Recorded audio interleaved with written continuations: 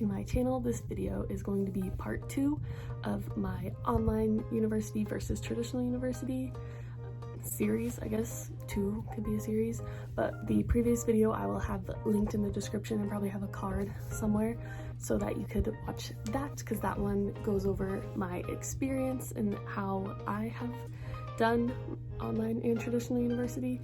And this video we're going to get into is going to be the pros and cons and my tips and kind of like advice for my experience and like what I think might be useful for others.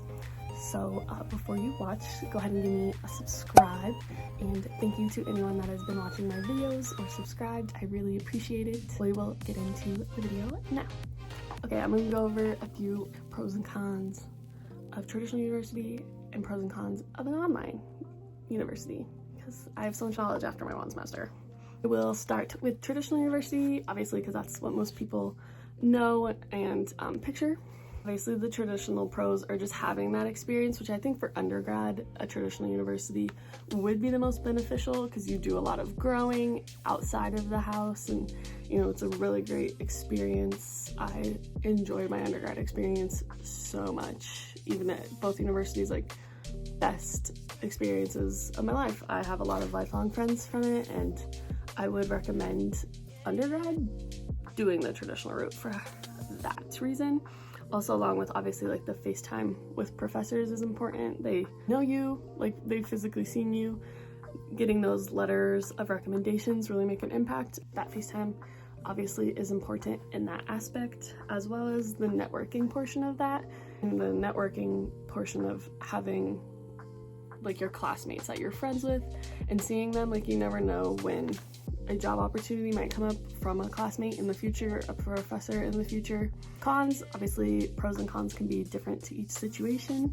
However, I do think obviously like price and like student loan debt is a role in that, because not a lot of people talk about housing and meal plans involved in student loan debt. Usually they just think tuition, but if you live on campus, you have to pay for housing, and if you live on housing, you have to pay for a meal plan, and that adds up alone. At my school I got my undergrad in, I did play basketball, so I had an academic scholarship and an athletic scholarship that covered my tuition, but our tuition each semester was $15,000, and housing ranged anywhere from like $2,400 to $3,500 a semester. So if you take a whole year of tuition for both semesters and housing and meal plans for both semesters, it's like anywhere from $35,000 to like $40,000, and that's per year. So that's a lot if you don't have an athletic or an academic scholarship, or if your parents aren't helping you, or even if you are working through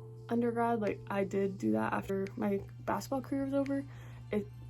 You can't pay all that off right away, so that is something that plays into the price, being a con with student loan debt.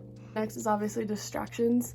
You are distracted by a lot because you're young, it's your first glance of freedom, you get the option, you know, to not go to class. Even though the distractions, while they're fun, can also play like a role in why it might be a con. But maybe just for grad school, undergrad, you should really experience that. And then this one I came up with, it's like the time of class schedules, especially if you were working full-time.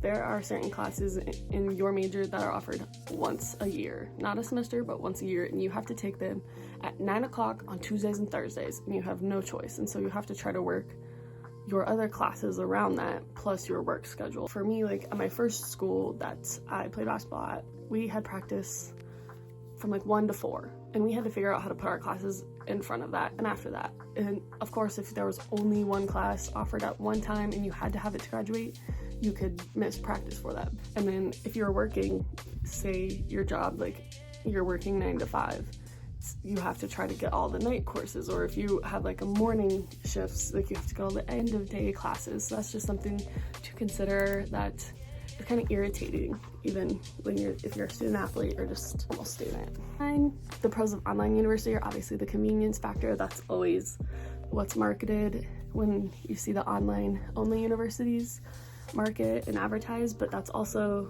like the main factor. I get to have an open availability schedule with work now, and it has been very beneficial to my sleep and like me as a whole, like my happiness and whatever, because I do get to sleep and I can have a day off from work and I can do all of my class then. Or if I need to do some of my work on my lunch break at work because I procrastinated and I'm lazy, I can do that too.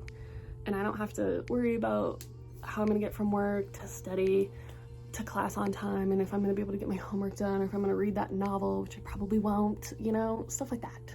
The price is usually cheaper, obviously, because it's online and you don't have to go to a university where they pay rent and all of that. The price and convenience factor are usually the two like main marketed and main advertised of those, and I do think there can be two of the biggest pros, as well as, like I mentioned, another pro is that it's not always just online universities, whereas that might not be taken, in your opinion, like, or in how we view online universities, it may not be taken as good as a degree as if you got it from a traditional, like 4-year or like a traditional university. But a lot of traditional universities offer online programs, so it's still a degree coming from that university. So that is a pro and an option I actually never considered, because I didn't realize a lot of universities offer that online option. Few cons of online is obviously the self-motivation aspect. That can be very difficult if you are someone who has always procrastinated, because it's just been reinforced by the fact that you procrastinate but you still get a good grade, so you do it anyways, because that's me. That is a con for some people, is like not having to go physically see a professor to tell them, hey, you have homework, hey, this is due next week, hey, you have this test. Having to remember that and, you know, schedule things and make sure you do them on your own can be difficult, but it can also be really good for being an adult and actually taking like responsibility. So pro and con, you know.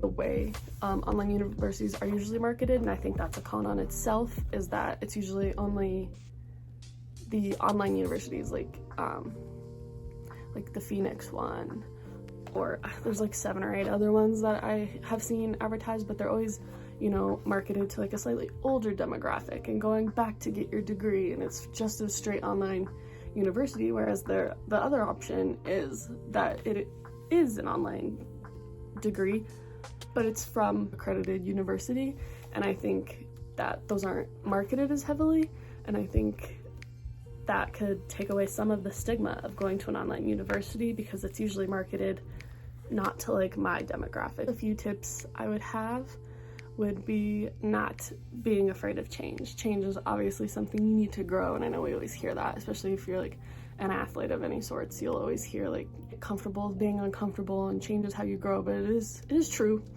And not being too afraid of it, and like taking opportunities that you might be afraid of might end up being really beneficial and end up being really good for you. Another tip I would have is looking at multiple program options, although I obviously didn't do that. Another tip is figuring out how to self-motivate yourself. Obviously there's a lot of videos on YouTube right now about how to be motivated and how to continue your hard work in these times that we're having with this crisis.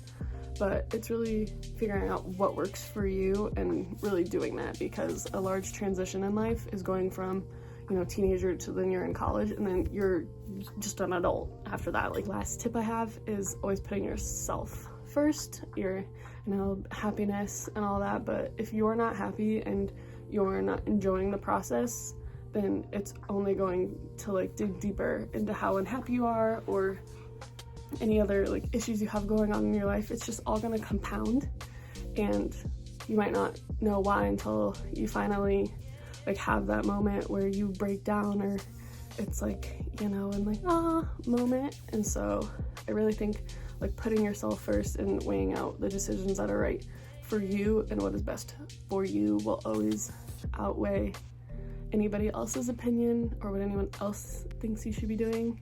And in the long run, doing what is best for you will obviously just shoot off your adult life and career. Okay guys, on that note, I am going to end the video here. If you have any stories or tips or comments, questions, go ahead and leave those down below. I'd love to hear what you have to say.